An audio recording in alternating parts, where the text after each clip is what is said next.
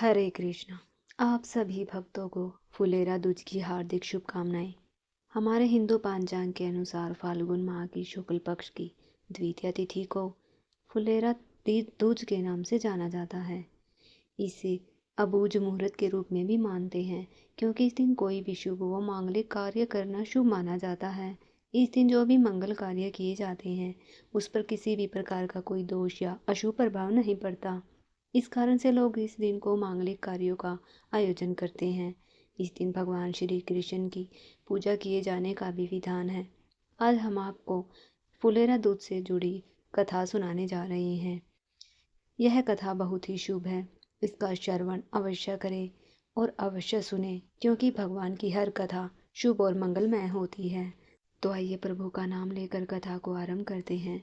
आप सभी कथा को शुरू करने से पहले कमेंट बॉक्स में जय श्री कृष्ण जरूर लिखना। एक बार कुछ ऐसा हुआ कि भगवान श्री कृष्ण बहुत दिनों तक राधा रानी से मिलने वृंदावन नहीं गए। ऐसे में राधा रानी अत्यंत दुखी हुई। राधा रानी का यह दुख सिर्फ ग्वाल और गोपियों का ही नहीं, बल्कि मथुरा के सभी पेड़ पौधे और फूल भी मुरझाने लगे। यह बात जब भगवान श्री कृष्ण को पता चली तो वह शीघ्र ही राधा रानी से मिलने के लिए वृंदावन आ पहुँचे। कान्हा के आगमन का समाचार सुनकर वियोग में जल विहीन मछली की तरह झटपटा रही शरीर राधा रानी का मुखमंडल खिल उठा। सभी गोपियां बहुत प्रसन्न हुई। सूखे पेड़ पौधे और फूल एक बार फिर से हरे भरे हो गए। उनमें फिर से जान आ गई। उस समय श्री कृष्ण भगवान ने इन फूलों को तोड़कर राधा रानी पर फेंकना शुरू किया। इसके बाद हमारी श्री राधा रानी को प्रसन्न होकर उन पर फूल बरसाने लगी। यह देखकर गोपियाँ और ग्वाले भी एक दूसरे पर फूल बरसाने लगे, रंग बरसाने लगे। तभी से फुलेरा दूज का यह पर्व बड़ी धूमधाम से मनाया जाता है। हर वर्ष मथुरा में इस दिन फूलों की होली खेलने का परंपरा शुरू हो गई। अब सुनते हैं फुलेरा दूज की दूसरी कथा, जिसे सुनने मात्र से सभी की मनोकामनाएं पूर्ण हो जाती है। एक बार एक संत थे जो वृंदावन में रहते थे।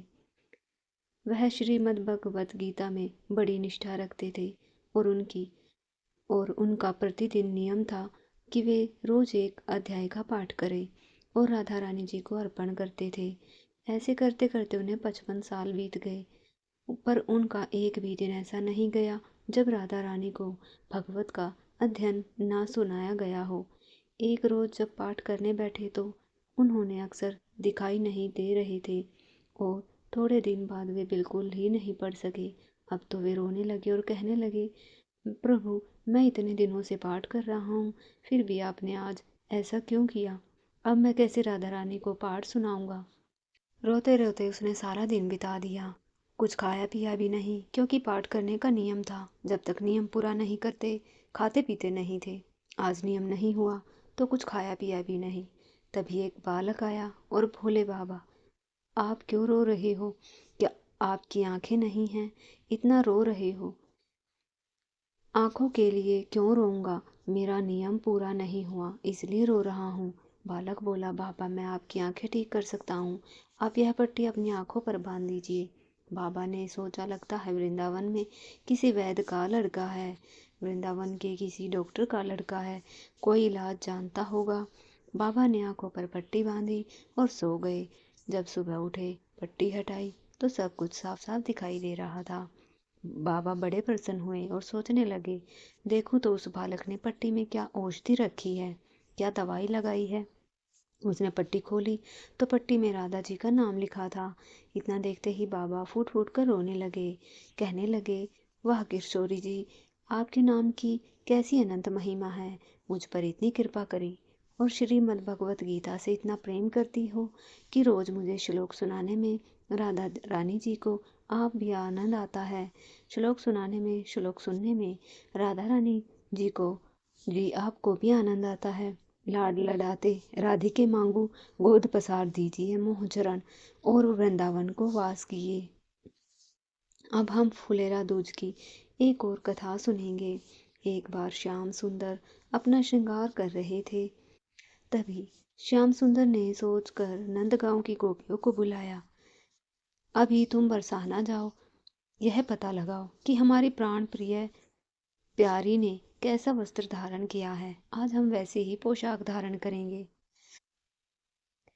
और आज तो राधा जैसे ही वस्त्र धारण करके निकुंज में जाएंगे और हमें देखकर राधा रानी भी अचंभित हो जाएंगी। तब नंदगांव से गोपियां बरसाना पहुंची तो कुछ मजरी श्री राधा रानी जी का श्रृंगार कर रही थी और बाहर खड़ी थी। उन्होंने गोपियों को अंदर जाने नहीं दिया। गोपियों ने बड़ा अनुरोध किया तो सिर्फ एक झलक तो प्यारी सी निहारने दो, एक झलक राधा रानी को देखने दो, फिर हम यहाँ से चले जाएंगे। मंजरियों ने कहा कि एक शर्त है, अंदर सिर्फ एक गोपी ही जाएगी, सारी नहीं जाएंगी।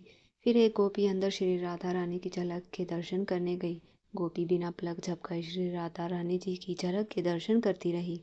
फिर गोपी ने तुरंत अपने नेत्र बंद कर लिए और बंद नेत्रों से ही आकर दूसरी गोपी को कहा, अरे सखी, जल्दी से मुझे नंदगांव ले चलो। सभी सखियों ने कहा, पहले श्री राधे के श्रृंगार का वर्णन तो करो। सखी गोपी ने कहा, पहले जल्दी से मुझे श्याम सुंदर के पास ले चलो, वहीं पर बताती हूँ। जब सखिया नंदगांव में पहुंची तो श्याम सुंदर ने पूछा कि तुमने क्या मेरी श्री राधा रानी के दर्शन कर लिए? अब जल्दी से मुझे बताओ, कैसी पोशाक धारण की हुई है, कितनी सुंदर लग रही थी मेरी प्यारी। तब गोपियों ने कहा, हमारी प्राण प्यारी को बड़े प्रेम से संभाल कर मैं अपने नेत्रों में बसा कर लाई हूँ। लो, मैं अपने नेत्र खोल रही हूँ, अब मेरे नेत्रों में झलक कर प्रणाम। प्यारी को नेत्रों में झांक कर दर्शन कर लो, देखिए कितना अद्भुत भाव है। तब श्याम सुंदर ने उस गोपी के नैनों में झांका तो बरसाने में श्रृंगार करती हुई श्री राधे दिखाई दी। श्याम सुंदर अपने प्राण प्यारे की झलक पाकर उस गोपी के नेत्रों में ही खो गए। जब पलक उस गोपी के नेत्रों में ही निहारती रही, अपना श्रृंगार करना भी जैसे भूल गए, एक स्तंभ की तरह अचेत हो गए। एक गोपी ने श्याम सुंदर को पुकारा, तब तो जाकर फिर वही वैसे हुए। श्याम सुंदर उस गोपी पर बलिहारे जाते हैं और बोले, तुम धन्य हो गोपी, तुम्हारा प्रेम भी धन्य है। तुम्हारे प्रेम ने तो नंद भाव भवन में बरसाना दिखा दिया। फिर श्याम सुंदर उस ने फिर श्री राधे जैसे ही श्रृंगार करके पोशाक धारण की और गोपी ने नेत्रों में श्री राधे दिखाई थी। अब उन्हें उसे उसने कहा कि अब तुम अपने नेत्रों में मेरी छवि बंद कर लो। उस गोपी ने श्याम सुंदर को अपनी अपलक निहार थोड़ी देर में अपने नेत्रों में बंद कर लिया। फिर श्याम सुंदर ने एक और गोपी से कहा कि तुम इस गोपी को निकुंज ले जाओ, इस वो जहाँ श्री राधे बैठकर मेरा इंतजार कर रही है। वह सखी उसका हाथ पकड़कर ले गई जहाँ श्री राधे अपने श्याम सुंदर का इंतजार कर रही थी। नंदगांव की गोपियों को देखकर उन्होंने उनसे पूछा, श्याम सुंदर कहाँ है? जिस गोपी के नेत्र बंद थे उसने कहा, श्याम सुंदर मेरे नेत्रों में समा गए हैं। जब उसने नेत्रों को खोला तो श्री राधे भी उनके नेत्रों में झांक कर अभिजीत हो गई। उस गोपी के एक नेत्र में श्रृंगार करती हुई बरसाना की श्री राधे दिखाई दे रही थी, दूसरे नेत्र में श्रृंगार करते नंद भवन के श्याम दिखाई दे रहे थे। तभी दूर से श्याम सुंदर अपनी बंसी के मधुर धुन बजाते हुए आते दिखाई दिए। उन्होंने श्री राधे रानी के जैसे ही श्रृंगार कर रखा था और राधा जी उस गोपी को अपना हीरा जड़ित हार पहनाती है और रंगन करते हुए कहती है, तुम धन्य हो गोपी, तुम्हारा प्रेम भी धन्य है। तुमने तो अपने दोनों नेत्रों में मुझे और श्याम दोनों को बसा लिया। अब हम सुनते हैं एक और कथा। यह कथा भगवान श्री कृष्ण और एक कुम्हार की पुरानी कथा है, जिसे भगवान श्री कृष्ण की कृपा हम सब पर बनी रहे। भगवान श्री कृष्ण की जय हो, श्री राधा रानी की जय हो। मोक्ष प्रदान करने वाले भगवान श्री कृष्ण की कथा। एक बार की बात है, यशोदा मैया प्रभु श्री कृष्ण की शैतानियों से तंग आ गई, छड़ी लेकर कृष्ण की ओर दौड़ी। तब प्रभु ने अपनी मैया को क्रोध में देखा तो अपना बचाव करने के लिए इधर उधर भागने लगे। तब श्री कृष्ण महाराज एक कुम्हार के पास गए। कुम्हार तो अपनी मिट्टी के घड़े बनाने में व्यस्त था। जैसे ही कुम्हार ने श्री कृष्ण को देखा तो प्रसन्न हो गए। कुम्हार जानता था कि श्री कृष्ण जी साक्षात भगवान है, परमेश्वर है। तब प्रभु ने कुम्हार से कहा, कुम्हार जी, आज मेरी मैया मुझ पर बहुत गुस्सा है। मैया छड़ी लेकर मेरे पीछे आ रही है। मैया जी, मुझे भैया कहीं छुपने की जगह दे दो। तो कुम्हार ने श्री कृष्ण जी को एक बड़े से मटके में छिपा दिया। एक मटके के नीचे कुछ क्षणों में यशोदा मैया आ गई। और कुम्हार से पूछने लगी, क्यों रे कुम्हार, तूने मेरा कान्हा देखा है? कुम्हार ने कह दिया, नहीं मैया, मैंने कान्हे को नहीं देखा। कृष्ण जी महाराज यह सब बात बड़ी घड़े के पीछे छुपकर सुन रहे थे। सभी बातें बड़े घड़े के नीचे छुपकर सुन रहे श्री कृष्ण ने कुम्हार से कहने लगे, कुम्हार जी, यदि मैया चली गई हो तो मुझे इस घड़े से बाहर निकालो। कुम्हार बोला, ऐसे नहीं प्रभु जी, पहले मुझे 84 लाख योनियों के बंधन से मुक्त करने का वचन दीजिए। भगवान बोले, मुस्कुराए और कहने लगे, मैं तुम्हें 84 लाख योनियों से मुक्त करने का वचन देता हूँ, अब तो मुझे बाहर निकाल दो। कुम्हार कहने लगा, मुझे अकेले नहीं प्रभु, मेरे परिवार के सभी लोगों को 84 लाख योनियों के बंधन से मुक्त करने का वचन दोगे तो मैं इस घड़े से निकाल दूंगा। भगवान श्री कृष्ण ने वैसा ही कहा। अब तो मुझे घड़े से बाहर निकाल दो। अब कुम्हार कहने लगा, प्रभु जी, एक विनती है, उसे भी पूरा कर दीजिए तो मैं आपको घड़े से निकाल दूंगा। भगवान बोले, कहना क्या चाहते हो?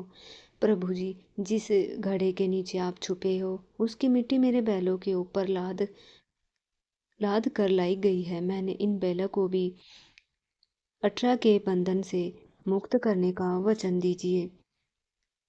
और उन्होंने वैसा ही कहा। तब कुम्हार कहता है, अभी नहीं भगवान, एक अंतिम इच्छा और है, उसे भी पूरा कर दीजिए।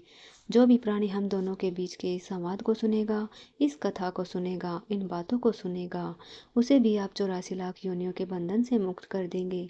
बस यह वचन दे दो, मैं आपको घड़े से निकाल दूंगा। यह सुनकर भगवान श्री कृष्ण जी खुश हुए।